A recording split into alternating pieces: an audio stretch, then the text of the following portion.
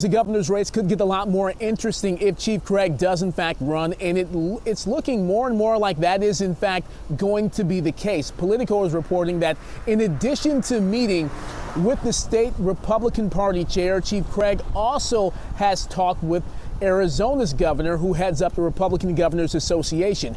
No one I talked with tonight saw any of this coming, but everyone is eager to see how it will all pan out.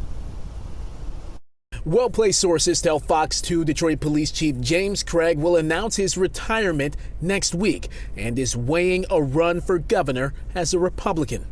Oakland County GOP Chair Rocky Ruskowski says that spells trouble for Governor Gretchen Whitmer in 2022. Chief Craig is a man that's respected. He's got a high level of intellect. He's got a level of compassion, a level of discipline. He would give Gretchen Whitmer a run for her money, and he would be the next governor of the great state of Michigan. Governor? No, he won't make it. Ask Bill Lucas. Ask John James. Bill Lucas, a prominent Democrat, decided to switch parties and run as a Republican for governor against Jim Blanchard, and he got his butt kicked. We talked with former Police Chief Ralph Godby about how identifying as a Republican would impact a Chief Craig campaign. Either Chief Craig's credibility will pull them up, or either their incredible, incredulous nature lately will pull him down, and that's the wild card. Chief Craig was appointed by emergency manager Kevin Orr in 2013 during the city's bankruptcy. He's earned high praise for his management of the police department, creating a culture of transparency and building a considerable measure of trust with Detroiters.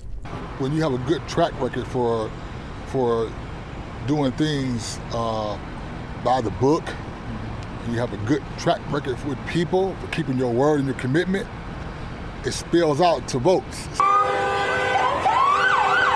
Chief Craig received both applause and pointed criticism for his handling of the Black Lives Matter protest this summer. Officers used tear gas to break up crowds and were accused of using excessive force during arrests. He will have critics, as all candidates do, but I'm not so sure that that would hinder his attempt to secure the office of governor. I think he brings a lot of strength to whatever it is that he does. He has been the chief at 3 very large cities in the United States. He has the utmost respect in the community, which has been valuable to this administration. And I think that he can bring and apply those leadership skills, to any position. Certainly as governor, I think he'd be well received. Guys, I talked with one of the chief's staunchest critics tonight, Tristan Taylor from Detroit Will Breathe. That's the group that led the protests in Detroit this summer. He says that they will not miss Chief Craig and will be happy to see him go.